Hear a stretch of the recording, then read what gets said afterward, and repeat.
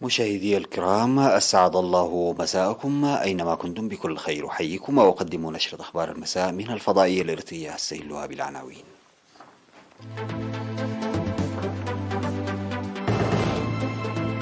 ورشة عمل لرفع إيرادات الإقليم الأوسط. نمو الغطاء النباتي في فيشر القارة.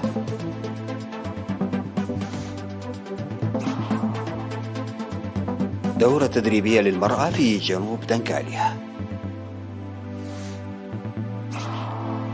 دول البلطيق الثلاث تطرد 10 دبلوماسيين روس في سياق تصاعد التوتر. الصين ترسل حامل الطائرات إلى مضيق تايوان ومدمرة أمريكية تتبعها. مجلس الشيوخ الأرجنتيني يقر الاتفاق مع صندوق النقد الدولي حول الدين. السلام عليكم ورحمة الله. أعلنت وزارة الصحة أن الفحوصات المخبرية التي أجريت اليوم في إقليم عنسبة أظهرت إصابة مواطن واحد بفيروس كورونا في عتكليزان. بهذا بلغ عدد المصابين بفيروس كورونا في البلاد حتى الآن 9723، شفي منهم 9618 وتوفي 103، بما لا يزال مريضان يتلقيان الرعاية الصحية في المستشفى. وزارة الصحة 18 من مارس 2022.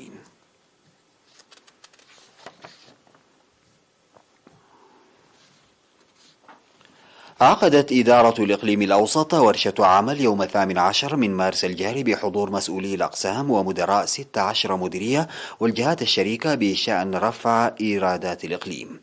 وقال المدير العام لقسم الإدارة والمالية السيد تكي أغلته إن تنفيذ البرامج التنموية وتقديم الخدمات الشعبية والإدارية يتطلب ضمان الإيرادات، وتهدف الورشة للتعرف على مصادر الدخل وتحصيلها. ودعا لإدخال سجل إيجارات البيوت في قاعدة البيانات وإدارة جيدة للمباني التابعة لإدارة الإقليم، وجمع ضريبة الإيجارات التي لم تدفع بعد، والتعرف على مصادر الدخل المجمدة. ونادت ورشة العمل لتقوية العمل الرقابي ومضاعفة الجهد لرفع الإيرادات لكونها عامل أساسي للتنمية، والقيام بدراسات دقيقة لتقييم الإيرادات ووضعها حسب المجالات وتقوية القدرات البشرية لجمع الإيرادات. وذكر المشاركون وجود مؤجرين لم يدفعوا الإيجار لسنوات طويلة، وعلى الجهات المعنية القيام بالمتابعة اللازمة وتجديد الرخص التجارية سنويا وإيفاء المرافق التجارية بواجباتها. ودعا حاكم الإقليم الأوسط السيد فسحي هيلي في ختام الورشة دعا إدارات المديريات لمراقبة وتحصيل الإيجارات، موضحا أن لجنة عمل ستقام على مستوى الإقليم، وحث لجمع المعلومات الكاملة عن المؤجر والمستأجر والعمل بقوة لرفع الإيرادات والتقييم كل 6 أشهر للإيرادات والمنصرفات.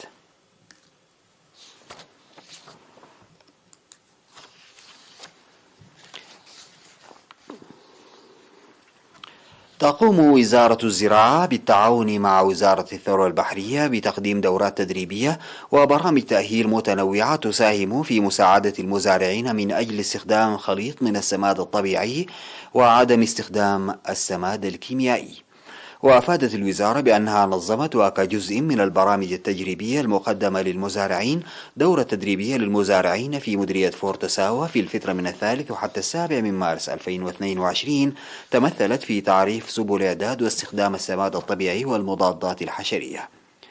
وأشار المزارع عبد حديش القادم من ضاحية هومي إلى أن التدريب التطبيقي شجعهم للاستفادة من فضلات مزارعهم ومضاعفة الإنتاج. وأوضح المزارع عثمان إدريس القادم من ضاحية واكاي أنه قد جرب مسبقا السماد الطبيعي وحصد إنتاجا وفيرا، مشيرا إلى أن السماد الطبيعي معد في وقت وجيز يساعد في تحسين إنتاجهم، مؤكدا تطبيقه على أرض الواقع جيدا. بدوره قال المزارع حتى ميكائيل صقاي المقيم في ضاحية هوميب إن استخدام السماد الطبيعي والمضادات الحشرية يسهم في إنتاج وفير، وإنه يعمل بهذا الأسلوب ويناشد الجميع لحزوه. وأوصت وزارة الزراعة المزارعين الاستفادة الجيدة من أسلوب إعداد السماد الطبيعي خلال 3 أسابيع بالاستفادة من المواد الخام المتوفرة في محيطهم.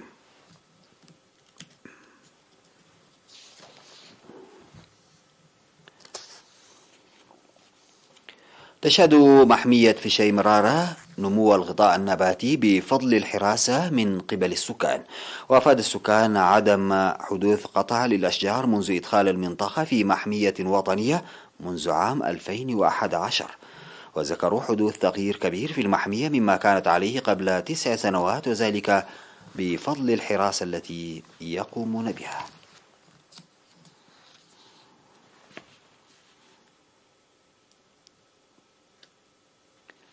أفاد الاتحاد الوطني للمرأة في أغرداد تحقيق نتائج جيدة لرفع قدرات المرأة، وأوضحت مسؤولة الفرع السيدة عافية صالح قيام الاتحاد بأنشطة توعية ضد العادات الضارة وتحسين الحياة الاقتصادية للمرأة، وأشارت إلى مشاركة المرأة في المديرية في كافة الأنشطة والأعمال ومناحي الحياة.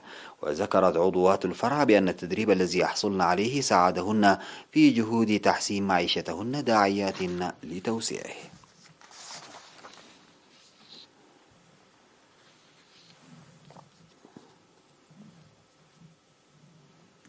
على صعيد متصل، نظم الاتحاد الوطني للمرأة الإريترية في إقليم جنوب البحر الأحمر دورة تدريبية ل20 امرأة في مديرية جنوب دنكاليا استمرت ل3 أشهر في الأشغال اليدوية وأعمال السعف. أوضحت مسؤولة المرأة في مديرية جنوب دنكاليا السيدة حسنى عيسى أن التدريب نظم بتقديم مصروف 600 نقفة لكل من المشاركات، وسيساعدهن في العمل باستخدام موارد محيطهن. وقالت مسؤولة المرأة في إقليم جنوب البحر الأحمر السيدة سعدية إبراهيم إن تدريب المرأة مهنيا لتحسين معيشتها من أولويات الاتحاد الوطني للمرأة. في غضون ذلك عقدت السيدة سعدية إبراهيم سمينارا في مدينة عصب للمعلمات حول دورهن في رفع مشاركة المرأة في التعليم وتقوية التنظيم في الاتحاد. وانتخب في السمينار هيئات إدارية لتسيير أنشطة الاتحاد في كل مدرسة.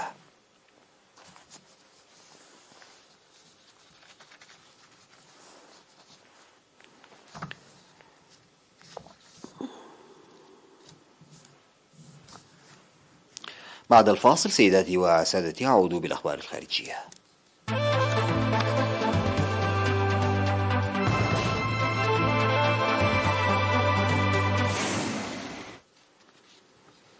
أعلنت ليتوانيا ولاتفيا وإستونيا طرد 10 دبلوماسيين روس في المجموع في سياق التوتر الشديد بين موسكو والغرب بعد أزمة أوكرانيا.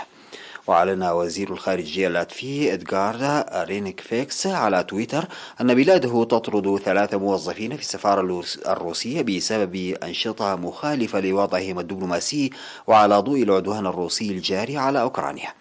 وأشار إلى أن القرار اتخذ بالتنسيق مع ليتوانيا وإستونيا، فيما أفادت وزارتا خارجية البلدين عن طرد 4 و3 دبلوماسيين روس على التوالي.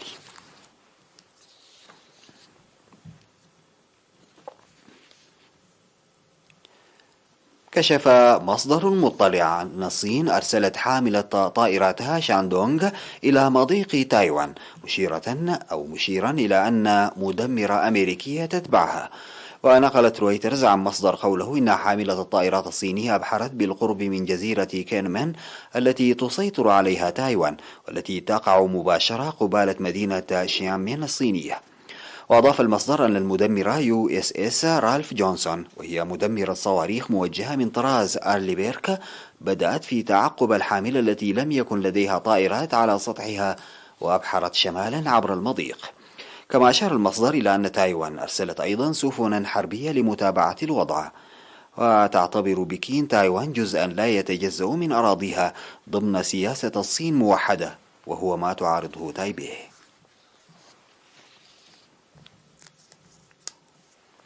وافق مجلس الشيوخ الأرجنتيني على الاتفاق بين بيونس آيرس وصندوق النقد الدولي بشأن إعادة تمويل ديون البلاد، مما يكشف الآفاق المالية للبلاد على الأمد القصير على الرغم من تحدي تضخم خطير.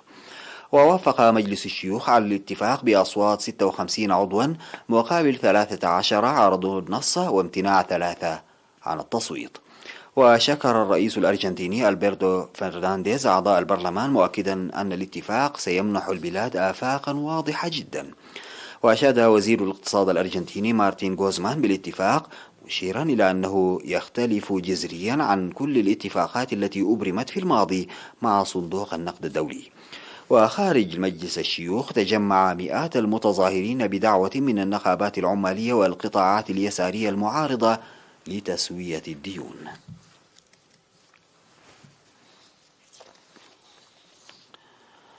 أصدرت السلطات العسكرية الحاكمة في مالي قرارا بتعليق بث إذاعة فرنسا الدولية وقناة فرانس 24 التلفزيونية في بلادها بسبب ما وصفته بأنه ادعاءات كاذبة بشأن تجاوزات ارتكبها الجيش ونقلتها وسيلتا الإعلام الفرنسيتان.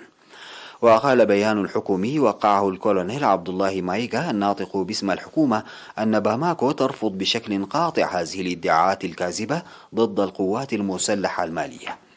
وتعتقد الحكومة المالية أن هذه المزاعم الكاذبة وردت في تقرير أعطت فيه الإذاعة الفرنسية مساحة للتحدث لضحايا الانتهاكات المزعومة التي ارتكبها الجيش المالي والمجموعة الخاصة الروسية فاغنر.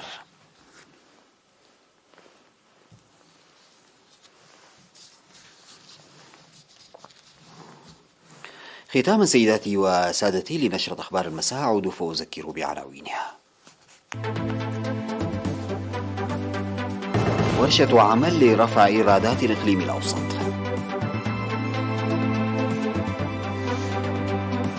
نمو الغطاء النباتي في فشي مرارة.